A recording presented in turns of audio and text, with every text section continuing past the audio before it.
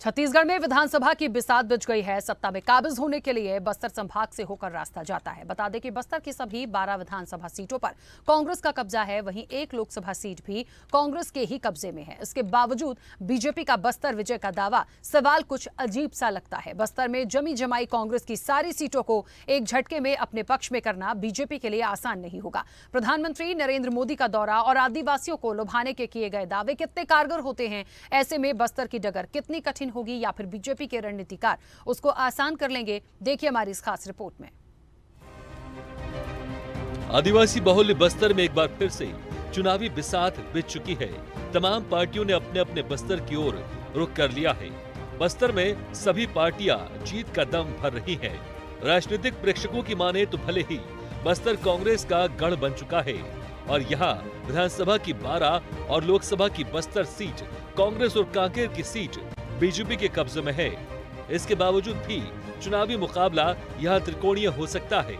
ऐसा इसलिए क्योंकि बस्तर बंद होने के बावजूद भी भारी तादाद में आदिवासियों का पीएम नरेंद्र मोदी की सभा में आना कहीं न कहीं इसी आशय को बल देता है कि इस बार यहां याचना नहीं आवरण होगा। वो भी कितना भीषण होगा। वही कांग्रेस कह रही है कि एक बार फिर से मोदी झूठ बोलकर चले गए। डबल इंजन सरकार थी तो केवल 7 प्रकार के लघु वनोपज खरीदी करते थे। हम 67 प्रकार के वनोपज खरीदते हैं। पूरे टैक्स से 3/4 लघु वनोपज छत्तीसगढ़ सरकार खरीदती है। मध्य प्रदेश में इनकी सरकार है, वो नहीं खरीदते। प्रधानमंत्री नरेंद्र मोदी जी ने यह भी गारंटी दी कि हम किसानों के साथ खड़े हैं। किसानों की तरक्की और बेहतरी की गारंटी मैं देता हूं। धान के नाम पर, किसानों के नाम पर लगातार राजनीति करने वाली कांग्रेस पार्टी ने कभी किसानों के लिए कुछ नहीं किया। आज जब किसानों की तरक्की और बेहतरी के लिए योजना बनाकर काम करने की शुरुआत भारतीय जनता पार्टी ने ही की। आज यदि 2500 रुपये, 2600 रुपये क्विंटल में धान बिक रहा है तो 2183 रुपये भारत सरकार का है। अब इतना बड़ा झूठ और क्या हो सकता है। उसके जब डबल इंजन की सरकार थी तो केवल 7 प्रकार के लघु वनोपज खरीदे जाते थे। 67 प्रकार के लघु वनोपज न केवल हम खरीदते हैं बल्कि उसका वैल्यू एडिशन, समर्थन मूल्य घोषित करना एक अलग विषय है। खरीदने की व्यवस्था करना दूसरी बात है। तीसरी बात है उसको वैल्यू एडिशन करना, उसे रोजगार जनरेट करना। ये काम छत्तीसगढ़ सरकार कर रही है और पूरे देश का 3/4 लघु वनोपज केवल छत्तीसगढ़ से खरीदा जाता है। मध्य प्रदेश में इनकी सरकार है, वहाँ क्यों खरीदी नहीं होता। मैं लगातार इस बात को कहता रहा हूँ। नीति आयोग में भी बात मैंने उठाया है। भारत सरकार को चिट्ठी लिखी कि कोदो कुटकी समर्थन मूल्य घोषित कर दो। वो तक के घोषित नहीं किए हैं। राज्य सरकार ने घोषित किया, उस खरीदी कर रहे हैं कोदो कुटकी। जब मिलेट्स ईयर चल रहा है तो कम से कम उसके घोषणा कर दो। एमएसपी भी घोषित नहीं किया, वो भी एमएसपी राज्य सरकार ने घोषित किया है। बस्तर में कांग्रेस बीजेपी के अलावा बहुजन समाज पार्टी, सीपीआई, छत्तीसगढ़ जनता कांग्रेस, आम आदमी पार्टी और आदिवासी नेता अरविंद नेताम की हमर राज पार्टी भी चुनाव लड़ सकती है। वैसे भी छोटी पार्टियों की भूमिका कुछ एक क्षेत्रों को छोड़कर सिर्फ वोट काटने की रह जाएगी। बता दें कि अरविंद नेताम ने कांग्रेस पार्टी से इस्तीफा देने के बाद नई पार्टी बनाई है। विधानसभा चुनाव को लेकर बहुजन समाज पार्टी और गोंडवाना गणतंत्र पार्टी ने चुनावी गठबंधन किया है। इसके बाद वो प्रदेश की सभी सीटों पर अपने उम्मीदवार उतारेगी। गठबंधन के तहत बसपा 53 और गोंडवाना गणतंत्र पार्टी 37 सीट पर चुनाव लड़ेगी। हमारी जो राजनीतिक मंच का रजिस्ट्रेशन बहुत दिन से चुनाव आयोग में पेंडिंग था, वो स्वीकृत होकर के आ गया है। उसकी ये कापी आप लोगों को हम दिखा रहे हैं, जो स्वीकृत होकर आ गई है, रजिस्टर्ड हो गई है। और इसके आधार पे अब कल से एक अधिकार के साथ हम हमर राज पार्टी इसका टाइटल है और इसका उपयोग हम बिल्कुल रफ्तार से कर सकते हैं।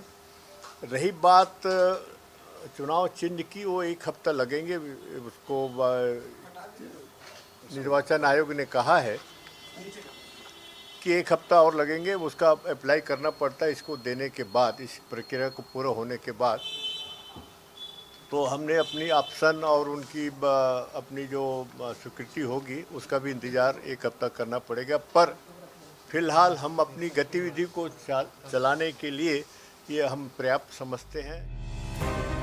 चुनावी आंकड़ों के परिणामों की तस्दीक करें तो बस्तर संभाग में बीजेपी का वोट शेयर पिछले चुनाव में घटा है।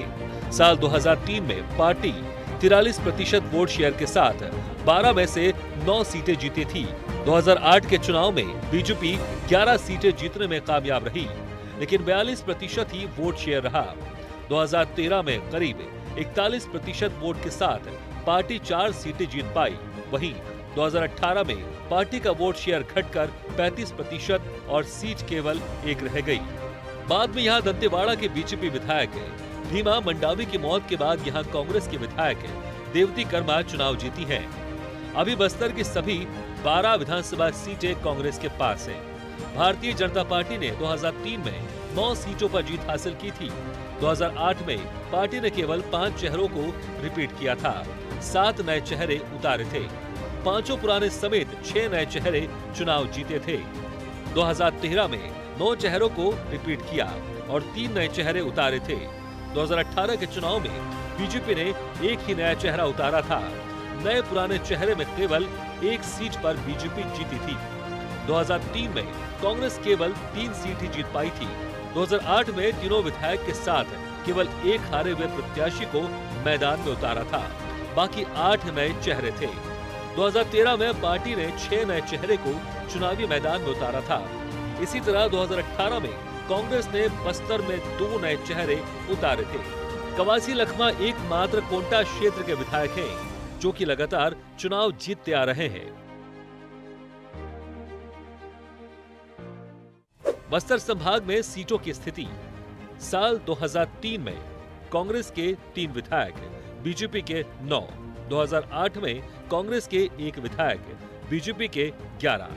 साल 2013 में कांग्रेस के 8 विधायक, बीजेपी के 4। साल 2018 में कांग्रेस के 11 विधायक, बीजेपी 0। बस्तर के दौरे पर प्रधानमंत्री नरेंद्र मोदी आए। उन्होंने उसी लालबाग में अपनी सभा की, जहां कभी उन्होंने पूर्व प्रधानमंत्री अटल बिहारी वाजपेयी को पहली बार सुना था। प्रधानमंत्री ने बार बार एक ही नारा लगवाया कि आओ नई साहिबो बदल के रहिबो। इसके साथ ही उन्होंने चिर परिचित अंदाज में भीड़ के हुजूम से मोबाइल की लाइट जलवाकर अपनी बात का सबूत भी दे दिया। सवाल तो यह है कि क्या मोबाइल की लाइट जलाने से भाजपा को वोट मिल जाएगा? अपराध चरम पर है। हत्याओं के मामले में छत्तीसगढ़ अग्रणी राज्यों में पहुंच चुका है। कभी कभी तो लगता है राजस्थान और छत्तीसगढ़ के बीच स्पर्धा चल रही है कि कहां सबसे ज्यादा हत्याएं होती है, कहां सबसे ज्यादा लूट होती है, कहां सबसे ज्यादा महिलाओं पर अत्याचार होते हैं। राजस्थान और छत्तीसगढ़ आजकल एक दूसरे की स्पर्धा में लगे हुए हैं। छत्तीसगढ़ में विकास या तो पोस्टर और बैनरों में दिखता है या फिर कांग्रेस के नेताओं की तिजोरी में दिखता है। कांग्रेस ने छत्तीसगढ़ को अगर दिया है तो वो है झूठा प्रचार और घोटालेबाज सरकार।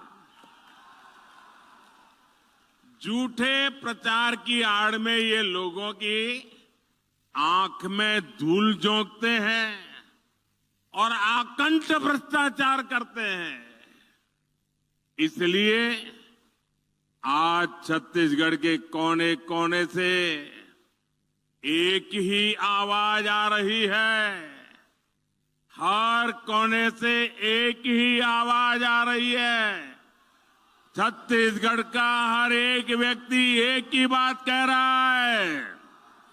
छत्तीसगढ़ कह रहा है आओ नहीं साहिबो, आओ नहीं साहिबो,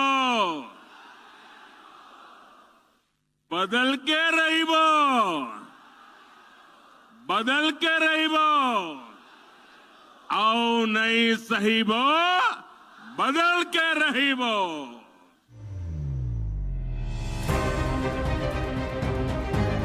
यहाँ सीधी और सटीक बात यही है कि जिस भीड़ को दिखाकर मोबाइल की लाइट्स जलवाकर पीएम मोदी ने अपनी पार्टी की जीत का दम भरा है, क्या वो असल में धरातल पर उतर पाएगी?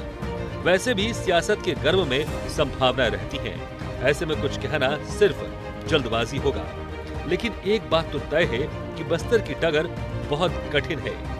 रायपुर से स्वदेश न्यूज के लिए शशिकांत साहू की रिपोर्ट। ऐसे ही वीडियो के लिए लाइक करें, शेयर करें, फॉलो करें और YouTube पर जाकर सब्सक्राइब करें और बेल आइकन को दबाना ना भूलें। और ताजा तरीन अपडेट के लिए स्वदेशलाइव.com पर जरूर जाएं।